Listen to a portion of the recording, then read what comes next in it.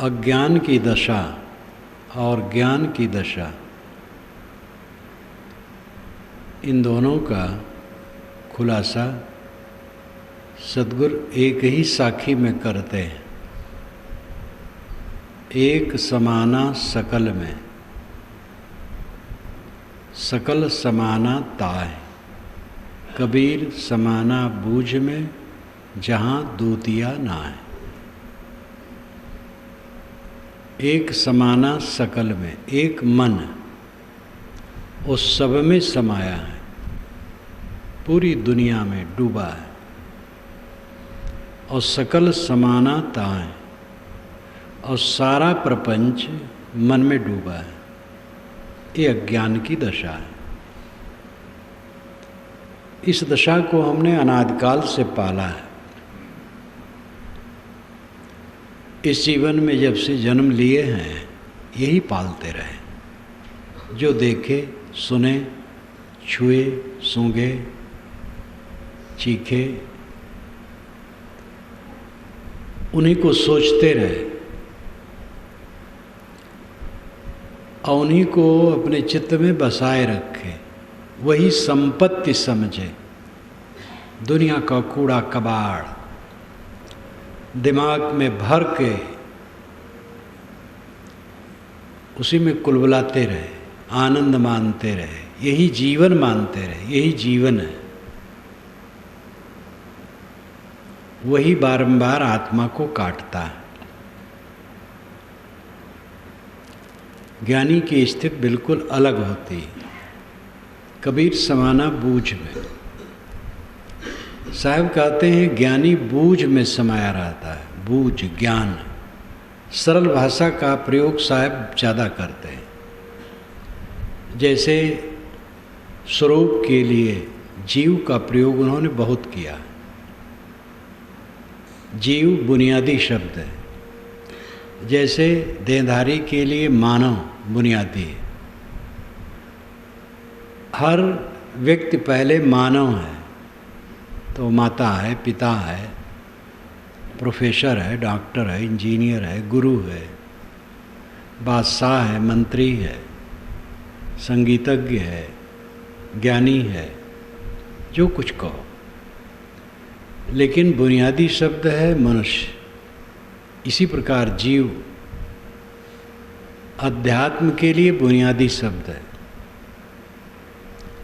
जीव ही ब्रह्म है, जीव ही आत्मा है, जीव ही चेतन है, जीव ही ईश्वर है, जीव ही परमात्मा।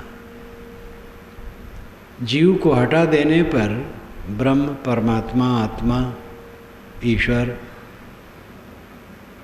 ये सब कहीं कुछ भी नहीं रहेगा। जीव बुनियादी शब्द है अध्यात्म के लिए। वेदांतियों ने इसलिए कहा जीवो ब्रह्मयु न परः, जीव ब्रह्म एव न अपरः।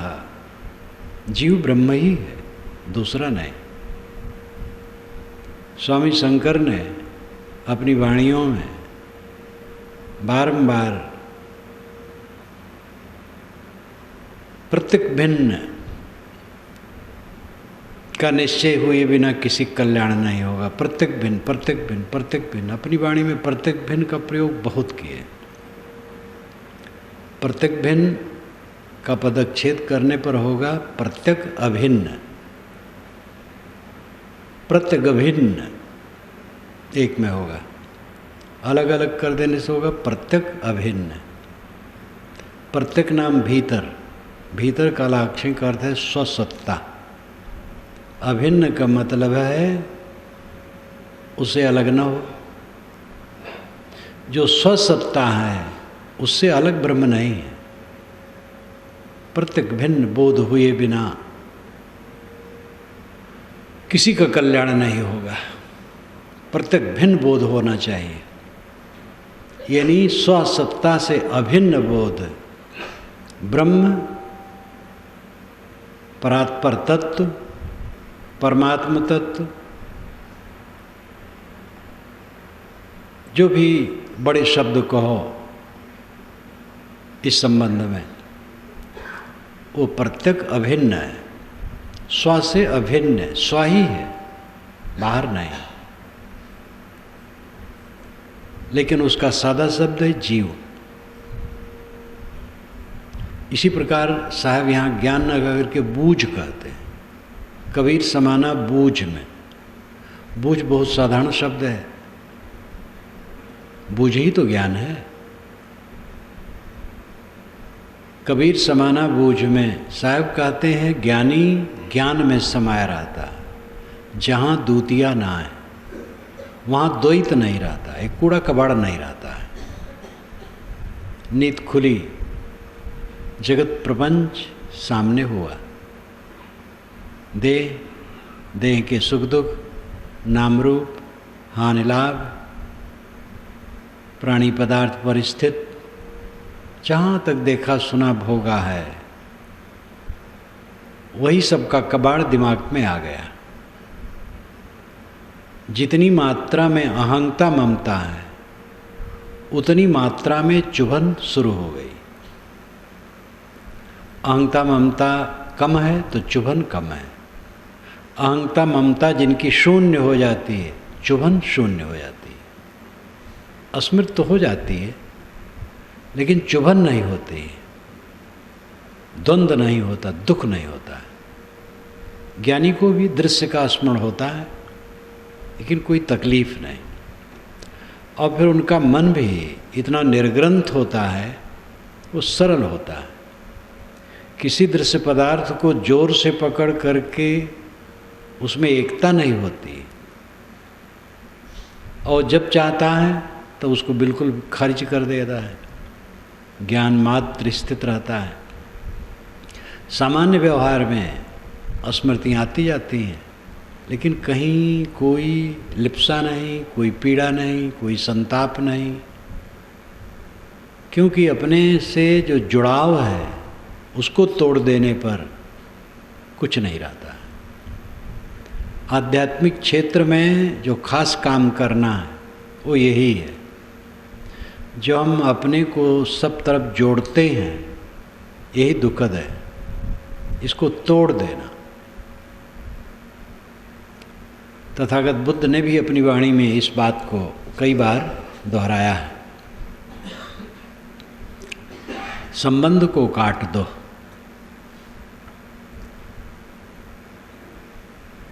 बिना संबंध के काटे कोई शांति नहीं पा सकता।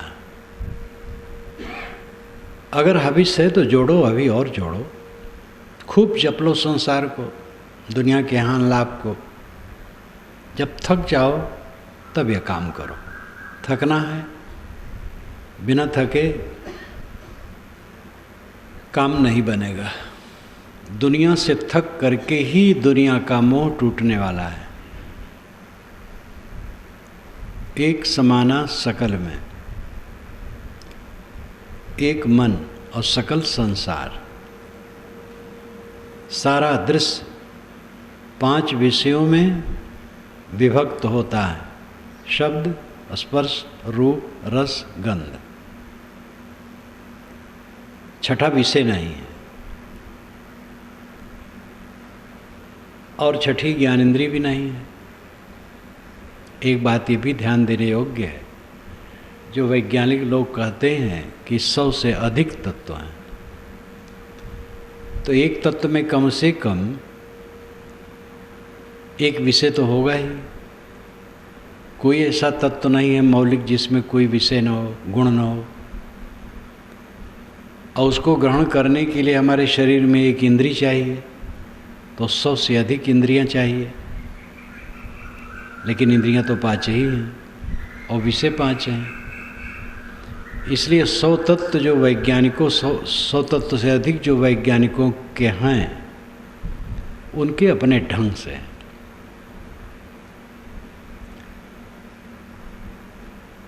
विषय 5 ही हैं और 5 ज्ञान इंद्रियां। ये पांचों विषय में सारा जड़ दृश्य समा जाता है। पांचों ज्ञानेंद्रियों द्वारा इन्हीं का हम निरंतर अनुभव करते हैं और अपने को भूल करके इनमें राग करते हैं। वो राग ही गले की फांसी बनता है। साधक का यही काम है कि इस फांसी को काटे। और आप कहीं भी कोई ग्रंथ उठा लीजिए, किसी मत के साधक इसको महसूस किए। हदीस को मैंने पढ़ा जो मुसलमानों का वह संकलन है जिसमें हजरत मोहम्मद ने अमुक बातें कही, अमुक उपदेश किया, ऐसे वो रहते थे, ऐसे करते थे। और काफ़ी है, बहुत है। ये भी लिखा है कि एक आदमी हजरत मोहम्मद की बातें लिख रहा था, तो एक ने कहा क्या लिखते हो? हजरत कभी संतुलित होकर कहते हैं, कभी उत्तेजना में भी कहते हैं, तो पता नहीं क्या ठीक रहता होगा। तो कुछ समय के बाद उसने पूछा हजरत से, तो गंभीर हो गए। तो उन्होंने कहा जो कुछ मैं कहता हूँ ठीक कहता हूँ। बहुत बातें हैं हदीस में, काम की चीज़ें भी बहुत बढ़िया बढ़िया हैं। उसमें आता है कि जो दुनिया से उदास रहता हो और कम बोलता हो, उसकी संगत करना, वहाँ से तुम्हें आत्मिक रोशनी मिलेगी। अब ये वैराग्य की ही बात है। कोई भी साधक हो, गृहस्थी में रहते हुए कोई साधक साधना करता है, साधना करेगा तो कुछ अंतर्मुख होगा, और जब अंतर्मुख होगा तो ये मन का राग कांटे के समान खटकना शुरू होगा। जब तक वो अंतर्मुख नहीं होता है तब तक तो गधा लत्ती खाता है और होश हवास नहीं रहता। गधा लत्ती गधे एक बाड़ा में रहते हैं तो कुछ फर्क पड़ता है तो एक दूसरे को दोनों पैर फेंक फेंक करके पीछे वाला मारते हैं। वो उसको मारेगा, उसको मारेगा, चेंचे करेगा, गधा लत्ती। ऐसे जो अंधाधुंध में पड़ा है पीड़ित रहेगा, लेकिन होश हवास नहीं रहेगा। और जो साधना करेगा तब धीरे धीरे जब कुछ अंतर्मुख होगा तब उसे राग खटकेगा, मोह खटकेगा, दोष खटकेगा। जो रात दिन झूठ बोलता है उसको झूठ खटकता नहीं। उसका हृदय ऐसा विवेक शून्य हो जाता है जैसे कसाई जानवर रात दिन काटता है। हम लोगों से कहीं भूल से कोई छोटा जानवर, छोटा जीव कहीं मर जाए तो दुख होता है। और वे रात दिन जानवरों को, बड़े बड़े जानवरों को काटते रहते हैं। मुर्गा उर्गा तो देखो बाज़ारों में एकदम वही दुकान पर ही काटते रहते हैं। तो आदमी की चेतना सो जाती है।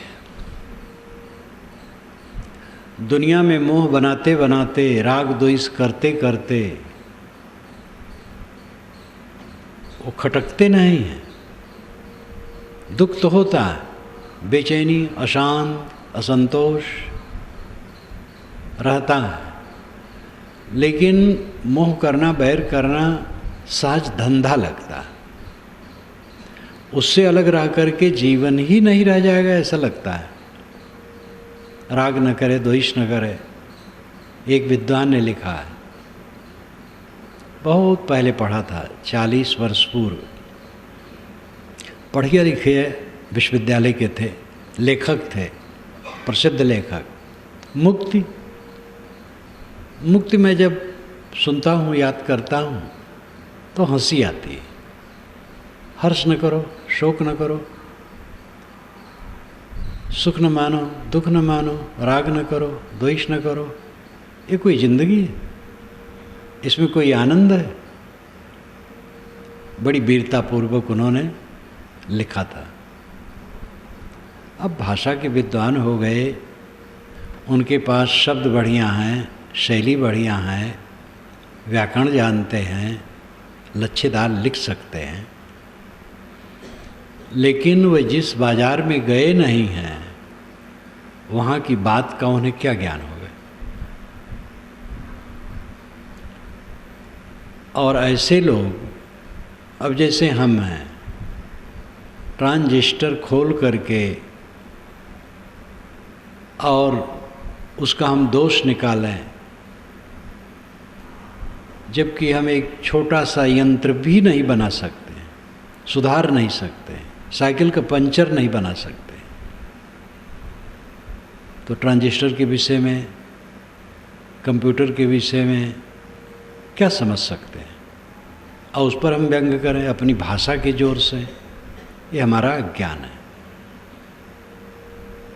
मुक्ति ऐसी चीज है जो सबको प्रिय है। मुक्ति का अर्थ है अखंड आनंद, परम शांत, जिसमें दुख न हो, दुख का स्पर्श भी न हो, थोड़ा भी दुख न हो, सदा आनंद, यही मोक्ष है। मोक्ष मर जाने के बाद होता है ऐसी बात नहीं, जीवन में होता है। जो जीवन में होता है वही जीवन के बाद रहता है। अनेक भाषी लोग एक जगह सो जाएं तो जब जागेंगे तो अपनी अपनी भाषा में बोलेंगे। सो जाने से उनकी भाषाएं समाप्त नहीं हो जाएंगी। शरीर के समाप्त होने से जो जीव की कमाई है वो समाप्त नहीं होती। बंधन है तो बंधन की कमाई आगे चलेगी, मोक्ष है तो मोक्ष। जीवन मुक्ति के लिए काम करना, विदेह मुक्ति के लिए नहीं। विदेह मुक्ति तो अपने आप होगी, और जीवन मुक्ति आनुभविक स्थित है। इस जीवन में रहते रहते चित्त के क्लेशों का अंत, चित्त क्लेशित न हो, पीड़ित न हो, उद्वेगित न हो। जीवन का यही चरम परम सुख है। बहुत धन कमाए तो क्या कमाए, बहुत विद्वान हुए तो क्या हुआ, बहुत पद पाए तो क्या हुआ, अगर चित्त में स्वर्ग नहीं है। स्वर्ग और वैकुंठ क्या है? स्वर्ग, स्वर्ग। स्वर्ग का हम पदच्छेद करें तो होगा स्वर्ग, अपने में गमन, अपने में लौट आना।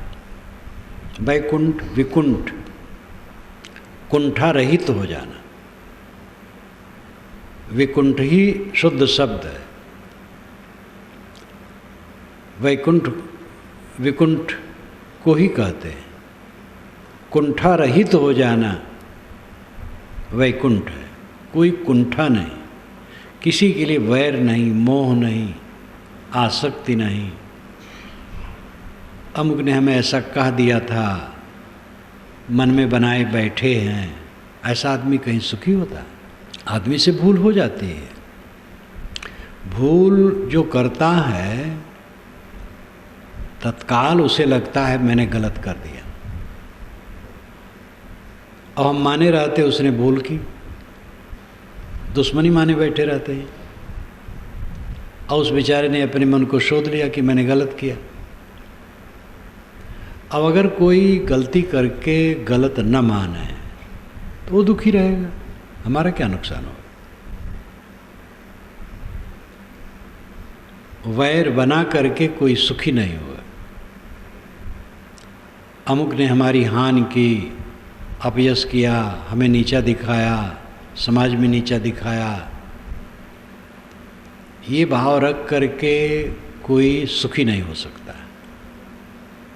अपना अपना स्वभाव सब बरतते हैं, जैसी जिनकी बुद्धि है, समझ है, वैसा करते हैं। सब जीव तो विषयासक्त है, और विषयासक्त की मात्रा जितनी अधिक होती है उतनी गलतियां होती हैं। विषयासक्त केवल एक स्थूल काम भोग थोड़े है, वो है भयंकर धारा है, लेकिन और दूसरी धाराएं भी कम भयंकर नहीं। कोई गुरु बाबा बन करके मान बढ़ाई का प्रेमी हो तो कम भवधारा में नहीं, सोने की बेड़ी है। धन, प्रभुता, अविवेक, जवानी, ये चारों अनर्थ की खानी, ये कहावत कहते अवध क्षेत्र में। और अपने अपने ढंग से भारत में बहुत विस्तृत क्षेत्र में इसको कहा जाता है अपनी भाषा के अनुसार। धन हो, प्रभुता हो। प्रभुता का मतलब है स्वामीपन, बहुत से मनुष्यों पर अधिकार हो। और अविवेक हो और जवानी हो। तो जवानी और धन और प्रभुता अपने आप में अनर्थ नहीं है, मूल है अविवेक। जवान साधक होते हैं। यहाँ तो जो कोई आता है उनमें से देखा जाए तो 90-95% जवान ही आते हैं, नौजवान बल्कि आते हैं। और जिनको हम नौजवान नहीं कह सकते, ऐसे बच्चे आते हैं। तो जवानी अपने आप में रत्न है। धन बुरी चीज़ नहीं है, अच्छा उपयोग होना चाहिए। प्रभुता है, स्वामित्व, पद पर रह करके कुछ करना है, उन्हें अपने को दास मानना चाहिए। मैं स्वामी नहीं, सेवक हूँ। विनम्र हो करके समाज की सेवा करें, चाहे गुरु हो, चाहे महंत हो, चाहे मंत्री हो, चाहे अध्यापक हो, चाहे अफसर हो, चाहे क्लर्क हो, चाहे कोई हो, घर का अगुआ हो, अपने को सेवक मान करके काम करें। एक विवेक हो तो धन, जवानी, प्रभुता, ये सब अनर्थ की खानी नहीं बनेंगे। और विवेक न होने से, अविवेक होने से सब अनर्थ की खानी हो जाती है। तो मनुष्य के चित्त में दुनिया का संस्कार, ये प्रपंच, जगत प्रपंच चिपका है और उसी की याद होती रहती है, उसी में उबता डूबता रहता है। लेकिन विवेकवान का मन ज्ञान में डूबा रहता है, विवेक के प्रवाह में रहता है, आत्मा शांत रहता है।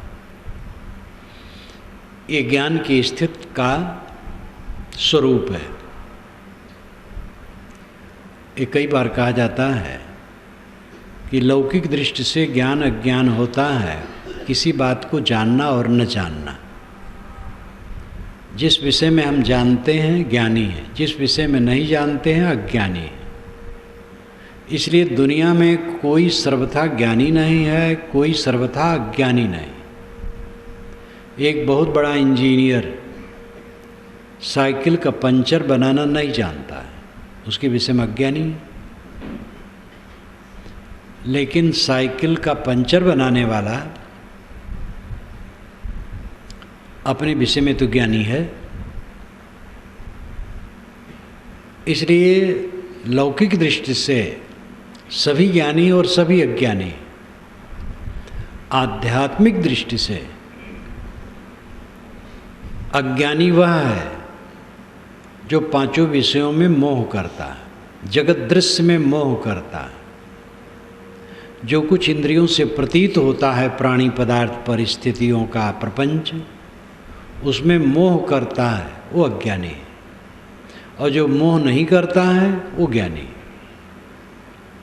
ये आध्यात्मिक क्षेत्र में ज्ञानी अज्ञानी की परिभाषा है। मोह करता हो दुख पाता है, मोह नहीं करता हो दुख नहीं, उसे दुख नहीं होता है।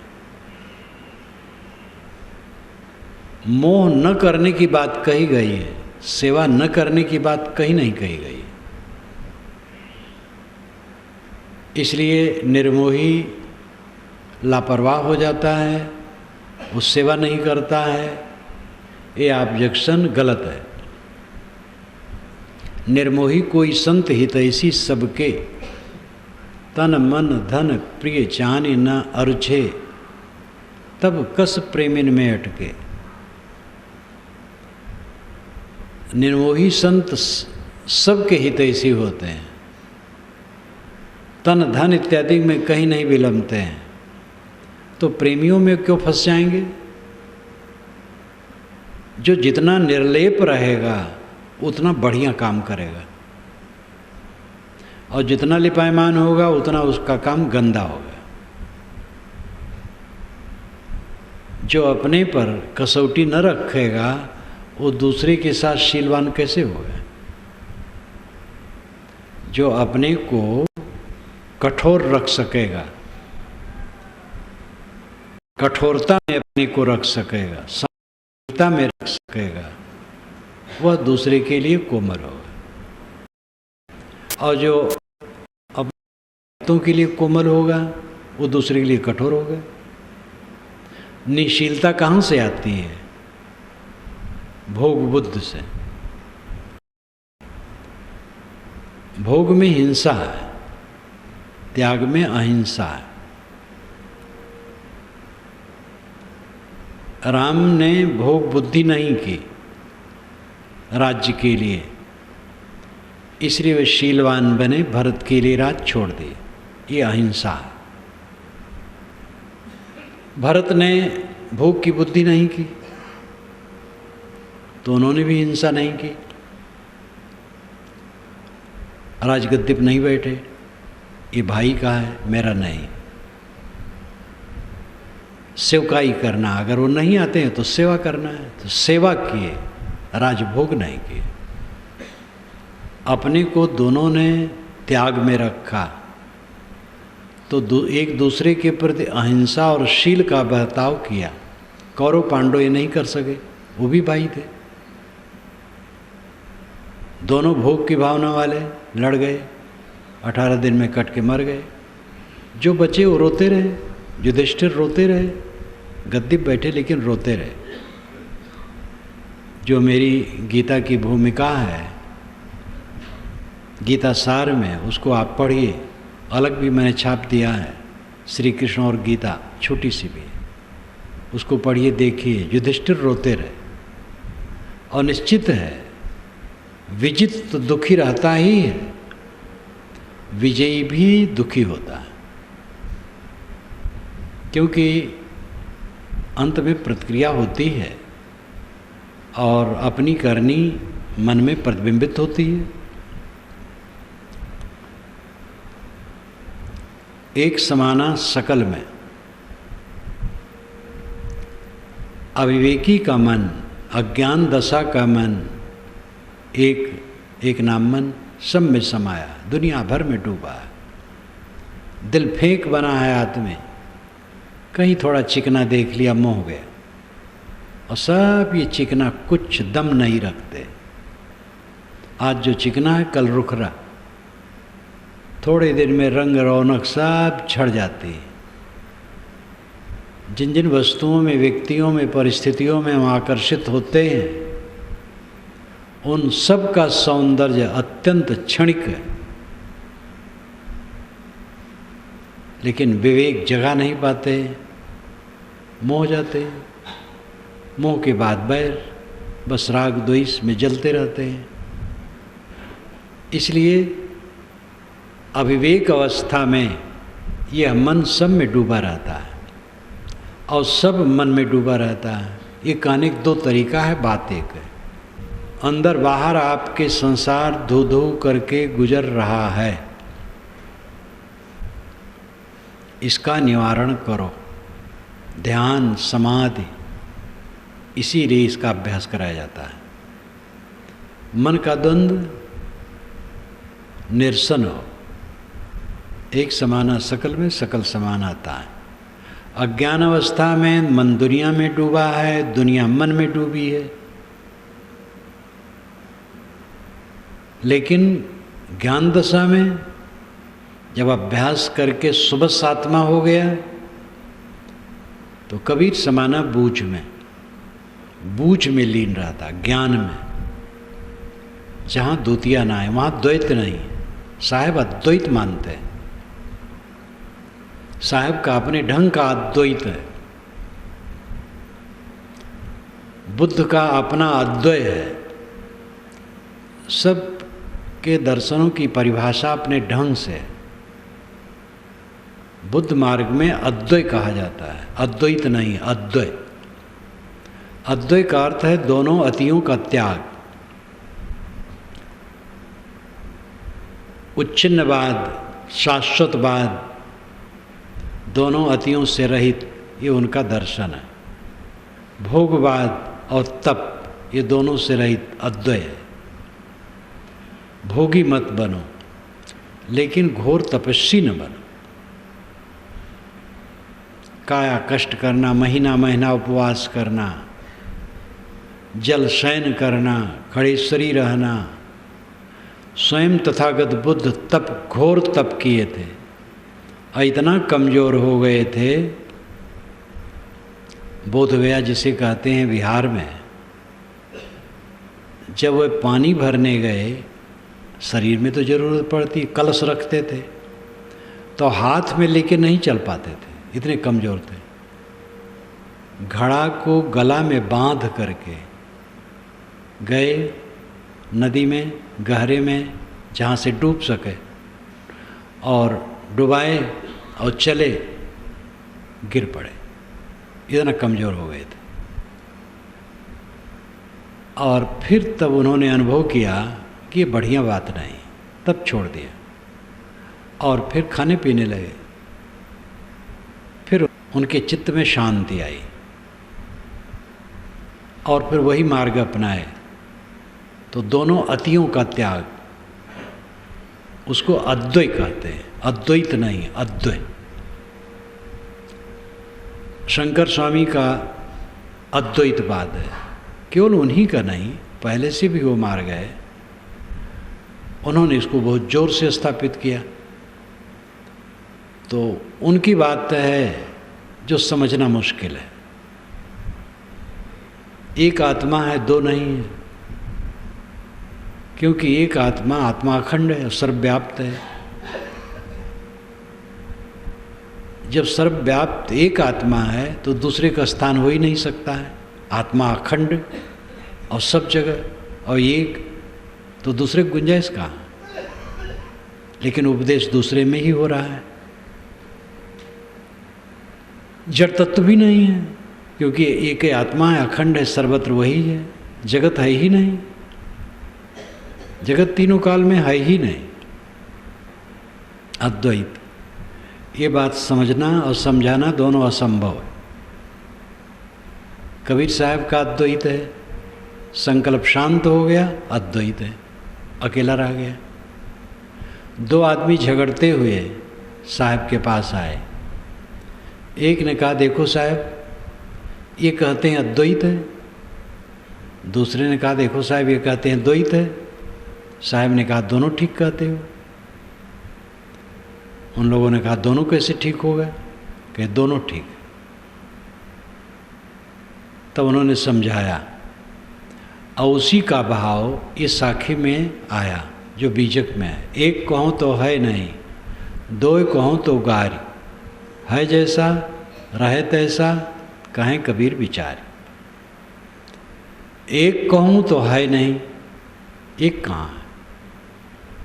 प्रवचन किस में होता है? अकेले में कहीं होता है? इतना साफ है कि अलग अलग सब हैं, सब आत्मा अलग अलग हैं, तभी सबका अलग अलग बंध है, मोक्ष है, राग है, विराग है, कर्म फल भोग है। इसको एक कैसे कहा जाए? जनन मरण करणानाम प्रतिनियमात् युगपत् प्रवृत्तेश्च पुरुष बहुत्तम सिद्धम त्रैगुण विपर्याच्चैव। ये सांकारिका की एक कारिका है, बहुत व्यावहारिक। जनन मरण करणानाम प्रतिनियमात् अयुगपत् प्रवृत्तेश्च त्रैगुण विपर्याच्चैव, इसलिए पुरुष बहुत्तम सिद्धम, ये इसका अन्वय है। जनन जन्मना, मरण मर जाना, करणानाम अयुगपत् प्रवृत्तेश्च, कर्णों इंद्रियों का व्यवहार और अयुगपत् प्रवृत्ति और तीनों गुणों का विपर्जय, ये सब द्वैत सिद्ध करते हैं, नाना, अद्वैत नहीं। कोई जन्म रहा है, कोई मर रहा है, तो एक कैसे है? कोई आँख खोले देख रहा है, कोई आँख बंद की है। कर्णानाम, कर्णों की भिन्नता, इंद्रियों की भिन्नता, और अयुगपत प्रवृत्तेश्च, प्रवृत्त अयुगपत है, युगपत नहीं है। एक आदमी सोया है तो दुनिया भर सोए नहीं है, कोई गा रहा है, कोई नाच रहा है, तो अयुगपत प्रवृत्ति है। और त्रैगुण विपर्याचैव, तीनों गुणों का विपर्जय, कोई रजोगुणी है, कोई तमोगुणी है, कोई सतोगुणी है। इसलिए पुरुष बहुतम सिद्धम, पुरुष बहुत है ऐसा सिद्ध है, पक्का। पुरुष यानी चेतन, पुरनाम आगे उस नाम जलाना, जो आगे आगे ज्ञान प्रकाश करे वो चेतन को पुरुष कहते हैं। तो पुरुष नाना है, चेतन नाना है, एक नहीं। और फिर इतना ही नहीं, जड़ तत्व तो नाना है, मिट्टी पानी आग हवा अलग अलग हैं, और एक एक तत्व में असंख्यात कण हैं, वे सब एक दूसरे से अलग हैं, तो एक कहाँ हो गए? इतनी विभिन्नता को देखते हुए और कहना सब एक है, कितना गलत है। लेकिन जब साधक संकल्प को शांत कर दिया, अकेला रह गया, तो वहाँ द्वैत कहाँ है? मन से ही जगत हमारे सामने खड़ा होता है। गाढ़ी नींद में हम जगत को नहीं जानते, जागृत अवस्था में भी जिसकी स्मृति नहीं रहती है उसको हम नहीं जानते। आपकी जेब में कोई चीज़ पड़ी है और आपका मन अलग है, तो आपके ख्याल में वो नहीं रहेगा। अस्मृत से संसार सामने होता है। जड़ और चेतन को जोड़ने वाला मन पुल है, ये मन पुल है, ब्रिज है, यही जड़ चेतन को जोड़ता है। चेतन जड़ में मन से जुड़ता है, मन जिस समय काम नहीं करता नहीं जुड़ता है।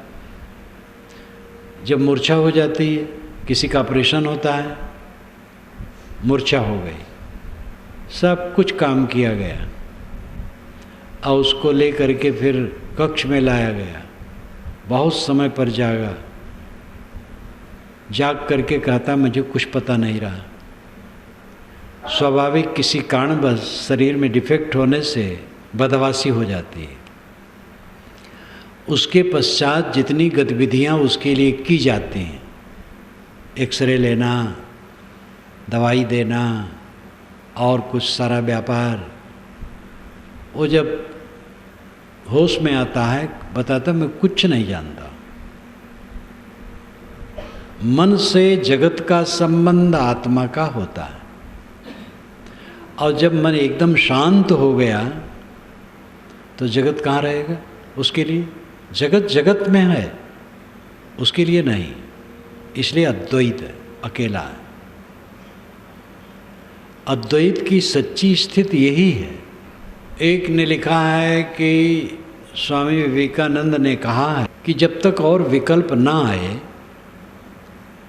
तब तक अद्वैत ही मानना चाहिए, क्योंकि अद्वैत ज़्यादा ठीक है। कोई और विकल्प आएगा तो देखा जाएगा। मैंने लिखा है कबीर दर्शन के आखिर में परिशिष्ट में, अद्वैत का विकल्प संभव ही नहीं।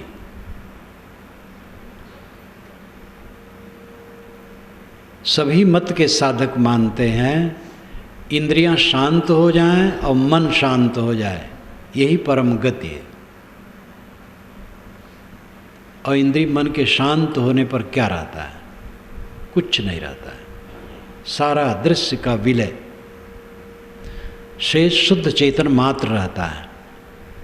स्वामी शंकर ने भी विवेक चूड़ामणि में कहा है कि चाहे तुम जितना कर लो, ज्ञान विज्ञान की बात, कितना पढ़ लो, कितना जान लो, दृश्य विलय बिना वो स्थिति न मिलेगी। दृश्य का विलय हो। दृश्य क्या है? जो मन का प्रपंच है। एक दृश्य बाहर है, एक दृश्य मन है। बाहर का दृश्य हमें तकलीफ नहीं देता है, मन का दृश्य तकलीफ देता है। मन का दृश्य शांत हो जाए, मन के स्मरण शांत हो जाए, मन की गांठें कट जाएं, फिर कोई तकलीफ नहीं। यदा पंचावतिष्ठन्ते ज्ञानानि मनसा सह बुद्धिश्च न विचेष्टत तामाहु परमाम गतिम। ये नचिकेता को समझाते हुए यमाचार्य ने कहा है, यदा पंचावतिष्ठन्ते ज्ञानानि मनसा सह, जब 5 ज्ञानेंद्री मन और बुद्धि शांत हो जाते हैं, ताम उसे आहु कहते हैं परमाम गति, परम गति। 5 ज्ञानेंद्रियां शांत हो गई, मन शांत हो गया, बुद्धि शांत हो गई, ये परम गति। यहाँ कुछ पाने की बात नहीं। पाने की चीज़ तो अपना स्वरूप है, आत्मा है, वो तो है ही है, और उससे अलग तो कुछ मिलने वाला नहीं। भगवान, भवानी, परमात्मा, अल्लाह, खुदा, गाड, मोक्ष, निर्वाण, कल्याण, आत्मा और आत्मा की स्थिति के अलावा कहीं कुछ मिलने की चीज़ नहीं। आत्मा ही परमात्मा है, और आत्मा में शांति ही परमात्मा की प्राप्ति है और मोक्ष की प्राप्ति है,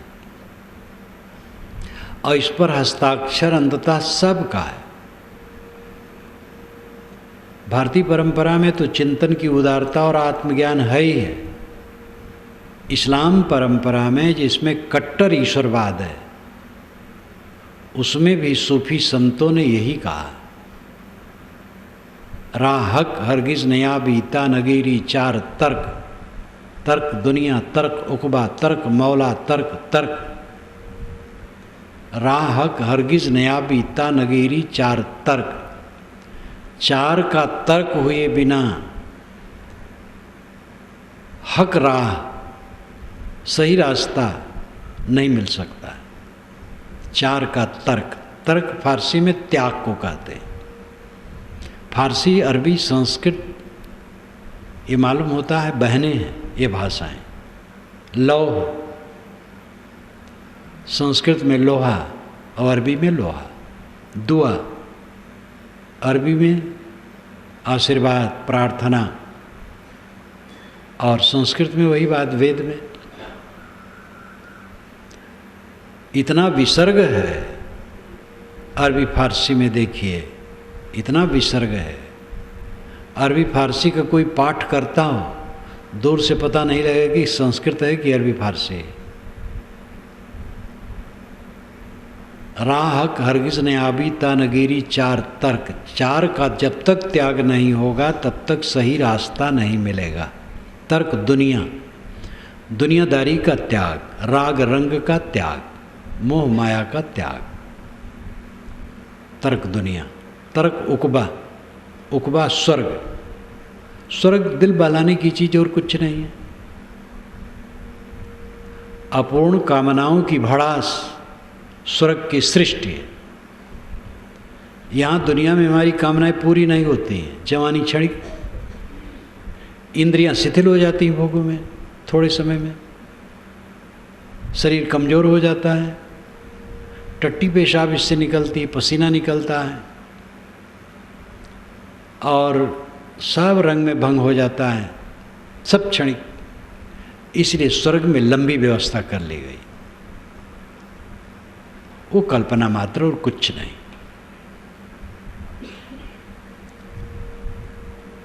तो फकीर कहता है कि स्वर्ग का भी त्याग, स्वर्ग की जो अपने दिमाग में बसाए बैठे हो जन्नत जाओगे, ये बकवास छोड़ो। स्वर्ग, तर्क दुनिया, तर्क उकबा, तर्क मौला, मौला नाम ईश्वर, जो ईश्वर अलग मान रखे हो उसका भी तर्क त्याग करो। अलग ईश्वर कहाँ है, खुद ही खुदा है। तर्क तर्क, इन तीनों के त्याग का भी अहंकार का त्याग। कितना खरा पारक है ये, कितना खरा वेदांत है, सांख्य है। साधक निष्पक्ष होकर के जब उस स्थिति में साधना करके पहुंचता है तो फर्क नहीं रहता है। इसीलिए साहब ने कहा है, समझे की गति एक है, जिन समझा सब ठौर। कहें कबीर ये बीच के बल कहीं और की और। जितने समझदार हैं सबकी दशा एक है, ये बीच के लोग और की और बकवास करते हैं, नहीं समझ पाते हैं। एक ही मार्ग में कई फिरके और पंथ और शाखाएं बना करके एक दूसरे को नास्तिक कहने के लिए कमर कसे रहते हैं। धर्म के क्षेत्र में इतनी हृदयहीनता है, धर्म के क्षेत्र में अलौकिकता, चमत्कार, ये भयंकर जहर है। यही सारा प्रमाद लाता है। सब झुठाई है, अलौकिकता कुछ नहीं, सब लौकिक है। जड़ चेतन दोनों यही है, दुनिया में है। चेतन आप हो, जड़ जगत है।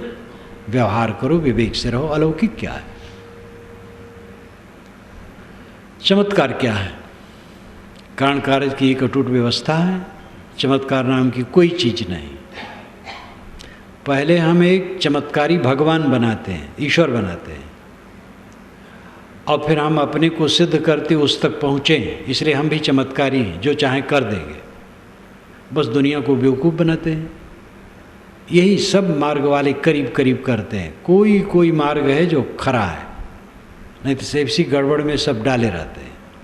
और दुनिया को ज़रूरत है, धन नहीं है, रोग लगा है, लड़का नहीं है, नौकरी नहीं मिलती है, तो इनको बेवकूफ़ बनाने के लिए चमत्कारी बाबा लोगों का काम चलता रहता है। और ये बेवकूफ़ बनते रहते हैं।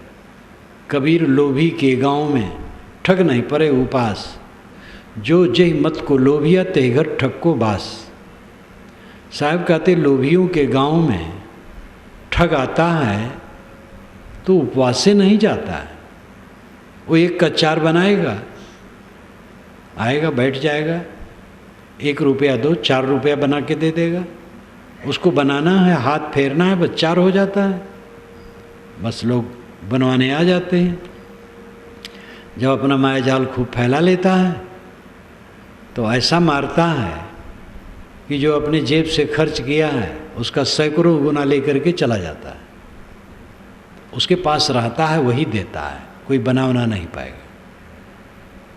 तो लोभी के गांव में ठग उपवास नहीं जाता है। लोग भ्रमित हैं और धर्म के नाम पर लोग भटकाने वाले, और फिर वह अपने को आस्तिक और दूसरे को नास्तिक कहने वाले, अपने को दीनदार दूसरे को बेदीन, अपने को पाक दूसरे को नापाक। ये धमाचौकड़ी धर्म के क्षेत्र में बहुत चलती है, एक जगह नहीं, हर जगह।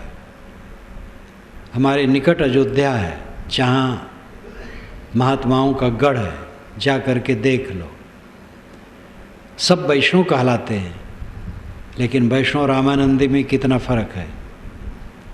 तिलक में थोड़ा सा ऊंच नीच है, उसमें कितना फ़र्क है। एक दूसरे से कितना फ़र्क मानने के लिए कमर कसे बैठे हैं। तू मैं होता है इसके लिए। शैव और वैष्णव में जब एक बार ज्ञानवापी पर प्रवचन था काशी में, वैष्णव भी थे, शैव तो वहाँ गढ़े हैं। तो एक शैव बोलते हुए कहे, हमारे शिव जी स्वाभाविक हैं, गढ़ गुढ़ करके पूजना, कृत्रिम यानी राम की मूर्ति, विष्णु की मूर्ति, ये गढ़ करके बनाई जाती है। शिवलिंगी स्वाभाविक है, नाम नहीं लिए, बड़े कायदे से कहे, लेकिन सीधी चोट थी। उनके शिव जी स्वाभाविक, राम की मूर्ति, शिव विष्णु की मूर्ति गढ़ के बनाई जाती है। तब वैष्णव जब खड़े हुए कहे, हमारे शालिग्राम भगवान कहाँ गढ़े जाते हैं? उन्होंने उत्तर दिया, सभी मार्गों में ये दुर्दशा है, और ये सत्य को न समझने का फल है। और उसमें ज़्यादा धर्म के नाम पर भोग की लालसा, धन जन हमारा बढ़े, प्रतिष्ठा बढ़े, हम ही बड़े बाबा माने जाएं, यही धमा चौकड़ी और कुछ नहीं। साहब को ये बहुत खला है, इसलिए कस के उन्होंने बेदर्द हो करके इस पर फटकारा है। उन्होंने कहा समझे की गति एक है, जिन समझा सब ठौर। कहें कबीर ये बीच के बल कहीं और की ओर। तो अद्वैत, कबीर का अद्वैत क्या है? संकल्प शांत हो गया, अकेला रह गया, एकदम साफ अद्वैत। मन जब तक है तब तक द्वैत है, मन शांत हो गया अद्वैत है, अकेला है। ये वैज्ञानिक अद्वैत है। सारा संसार एक में जम करके अद्वैत भ्रम है। तो एक समाना सकल में, एक मन दुनिया में डूबा है और सकल समानताएं दुनिया मन में डूबी है। ये अज्ञान की दशा है। आदमी देखे सुने भोगे का संकल्प करता है, उसे में डूबा रहता है, उलझता रहता है। लेकिन ज्ञान के अभ्यास से, आत्मज्ञान के अभ्यास से जब ऐसी अवस्था आ जाती है, मन सुबस हो जाता है, तो ज्ञान में डूबा रहता है। कभी समाना बूझ में, जहाँ द्वितीय ना है वहाँ द्वैत नहीं रहता, प्रपंच नहीं रहता। तो क्या सब समय उस समाधि में बैठा रहता है? ऐसी बात नहीं। दो अवस्था होती है।